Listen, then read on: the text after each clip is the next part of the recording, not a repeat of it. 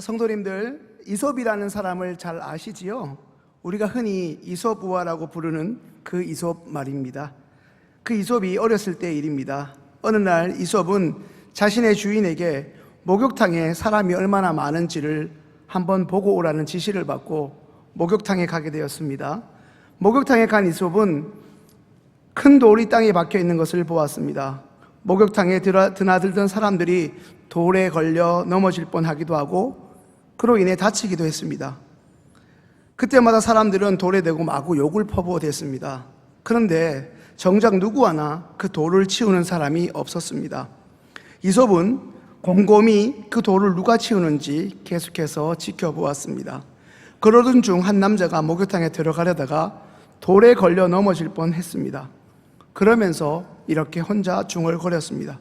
웬 돌이 여기 박혀 있지? 그 남자는 단숨에 많은 사람을 넘어뜨리던 그 돌을 뽑아 들었습니다.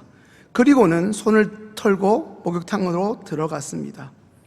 그 모습을 본 이솝은 목욕탕에 얼마나 많은 사람이 있는지를 헤아려 보지 않고 곧장 집으로 달려갔습니다. 그리고 주인에게 다음과 같이 이야기했습니다. 주인님, 목욕탕의 사람은 단 한 사람뿐입니다. 이것이 무슨 의미입니까? 이솝이 볼 때 사람 같은 사람은 돌을 치울 줄 아는 그 한 사람뿐이었다는 것이었습니다. 그 유명한 에레미야 5장 1절의 말씀처럼 하나님이 찾으시는 사람 또한 수많은 다수, 비겁하고 흔해 빠진 다수가 아니라 하나님의 말씀을 중심에 두고 살아가는 소수, 바로 그 한 사람일 것입니다. 이제 하나님의 말씀을 찾아 읽겠습니다. 마태복음 7장 3절에서 5절 말씀 함께 읽습니다. 어찌하여 형제의 눈 속에 있는 티는 보고 내 눈 속에 있는 들보는 깨닫지 못하느냐? 보라, 내 눈 속에 들보가 있는데 어찌하여 형제에게 말하기를 나도 내 눈 속에 있는 티를 빼게 하라 하겠느냐? 외식하는 자여, 먼저 내 눈 속에서 들보를 빼어라. 그래야 밝히 보고 형제의 눈 속에서 티를 빼리라. 아멘. 사람의 기질이나 혹은 그 사람이 속해 있는 성향에 따라 다소 차이는 있겠지만 일반적으로 사람은 남의 말을 하는 것을 참 좋아합니다. 특별히 남의 단점을 굳이 들춰내고 그것에 대해 이야기하는 것을 마치 훈장처럼 여기고 은근히 자랑하는 사람도 적지 않습니다. 그런 유형의 사람들은 남의 이야기를 꼭 해야만 직성이 풀리는 기질입니다. 또 다른 유형은 끊임없이 남의 이야기를 한 것보다 더 확대 해석하고 하지 않은 말을 부풀리고 없는 말까지 생산해내기까지 합니다. 그런 유형의 사람들은 남 이야기를 할 때 일종의 쾌감을 느끼기도 하고 더 나아가 남의 잘못을 들추는 그런 자신을 심지어 스스로 대견하게 여기기도 합니다. 그런 사람일수록 정작 자신에 대해서는 한없이 관대하고 너그럽기까지 합니다. 심지어 그런 사람은 마치 자신은 흠이 하나도 없고 가히 완벽한 사람인 줄로 스스로 착각하기까지 합니다. 성도님들께서 잘 아는 대로 다윗은 이스라엘 왕으로 등극하여 참 많은 전쟁을 치렀고 그 전쟁에서 승리하여 많은 재물과 영예를 얻었습니다. 그러던 어느 날 자신의 군대와 병사들은 모두 전장에 내보내고 정작 자신은 궁궐에 남아 한가로이 산책을 하고 있었습니다. 그러다 우연히 한 여인이 목욕을 하고 있던 장면을 목격하게 됩니다. 다윗이 거기에서 멈추었다면 참 좋았을 텐데 다윗은 기어이 그 목욕하고 있던 여인이 누구인지를 알아보게 하였고 결국 그 여인을 자신의 궁으로 데려와 일종의 자신의 성적 만족을 채우는 수단으로 대상으로 그 여인을 사용하였습니다.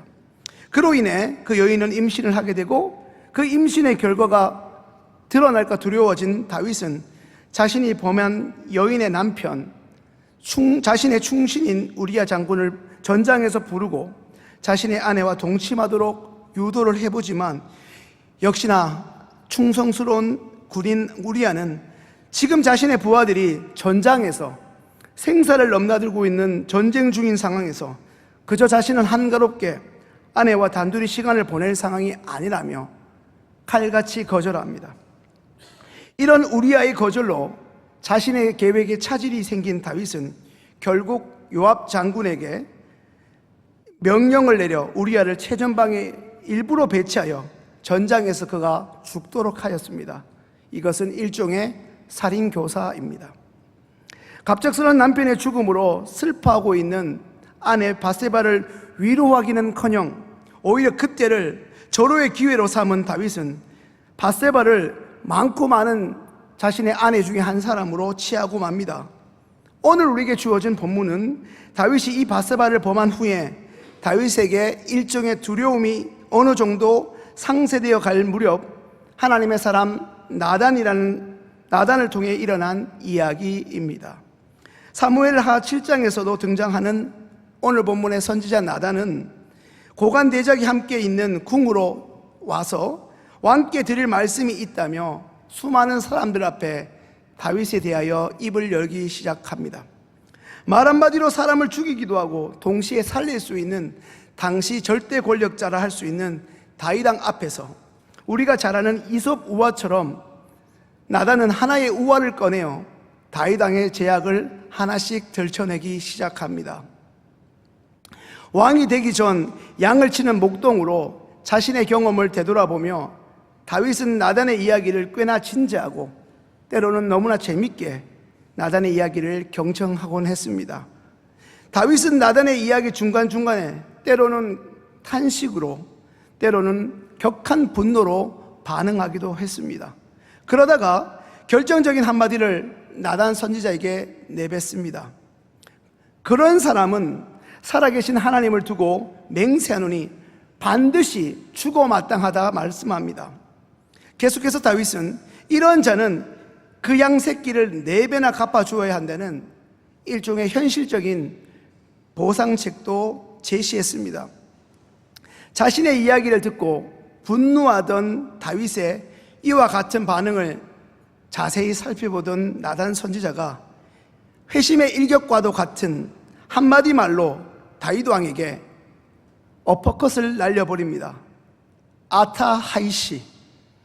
이 한 문장은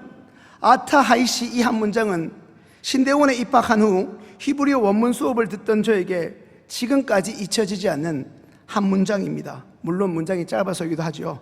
아타 하이시. 아타, 바로 당신이 하이시, 그 사람입니다. 이스라엘 백성들로부터 많은 칭송을 받고 있는 동시에 막강한 권력을 가진 다윗 왕에게 보잘것없는 나단 선지자는 많은 신하들이 보고 있는 이 상황 속에서 이제 자신의 하나뿐인 목숨을 걸고 왕에게 말합니다. 아타 하이시, 당신이 바로 그 사람입니다. 이스라엘 백성을 공의롭게 재판하고 백성들을 정의롭게 다스려야 할 그 위치에, 그 중요한 자리에 있는 당신이 지금 하나님 앞에 죄를 범하고 있습니다. 그러면서 나단은 계속하여 다윗 왕의 죄를 고발하면서 계속해서 자신의 할 말을 이어갑니다. 하나님께서 다윗 당신을 그토록 못살게 굴던 사울의 손에서 구원하시고 이스라엘 왕으로 세워 이스라엘과 유다 자손을 맡기셨습니다. 그런데 이미 당신에게는 많은 아내를 허락하셨고 하나님이 원하시면 더 주실 수도 있었을 텐데, 그런데 정작 당신은 하나님의 말씀을 업신여기고 살아계신 하나님 보시기에 악을 행하였습니다. 다윗이 은밀히 행한 일을 회개하지 않고 그저 자신이 가진 왕의 권력으로 강제적으로 이 일을 무마시키려 하자 하나님은 그것을 무력화시킬 뿐 아니라 오히려 만천하에 그 일이 알려지도록 꽁꽁 숨겨왔던 다윗의 숨겨진 죄악을 기어이 드러내십니다. 성도님들, 오늘 말씀은 우리가 흔히 잘 알고 있는 관점이 아닌 조금은 다른 각도에서 우리의 삶에 적용해 보자 합니다. 물론 다 그런 것은 아니지만 사람이 어느 정도 나이가 들거나 혹은 사회적으로 어느 정도의 자리에 오르거나 지위에 이르게 되면 그때부터는 마치 약속이라도 한 것처럼 사람은 일종의 성장을 멈추는 것 같습니다. 배우려고 하기보다 자꾸만 가르치려고 하고 지시하려고만 합니다. 성도님들, 왜 그럴까요? 그것은 지금까지 자신이 살아오면서 자신의 지난 인생을 통해 누구보다 많은 경험을 했고 이미 나는 남들보다 뛰어나고 정확한 판단력을 가지고 있다 스스로 생각하기 때문입니다. 말씀을 전하는 저만 하더라도 이전보다 한 살씩 더 나이가 들어가면서 다른 사람의 말을 듣고 배우려 하기보다 자꾸만 가르치려고 들고 쉽게 남을 판단하려고 할 때가 얼마나 많은지 모릅니다. 그런 기억이 떠오를 때마다 얼굴이 화끈 달아오르고 부끄럽기까지 합니다.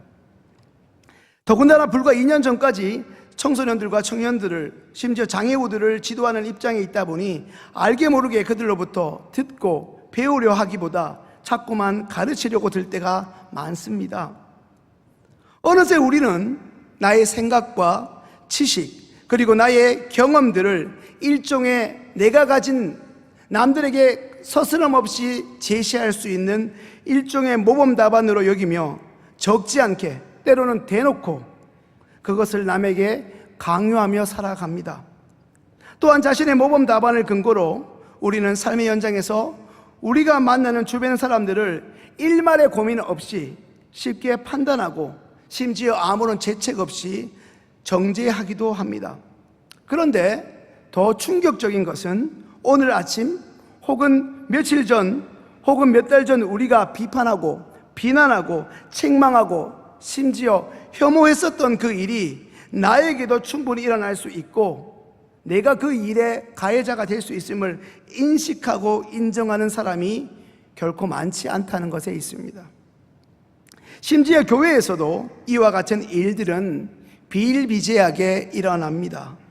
집사가 어떻게, 권사가 어떻게, 장로가 혹은 목사가 어떻게 그런 말을, 그런 행동을 할 수 있어? 너무나 쉽게 비난의 화살을 쏘아대고 판단과 정죄를 양심의 가책 없이 너무나 당연하게, 심지어 우쭐거리면서 쏟아내곤 합니다.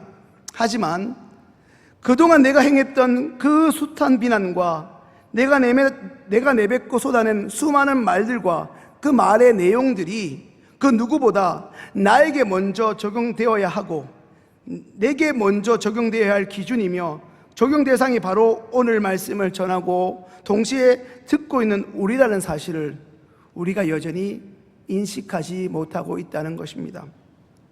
성도님들, 한번 따라해 보실까요? 하나님, 그 사람이 바로 저입니다.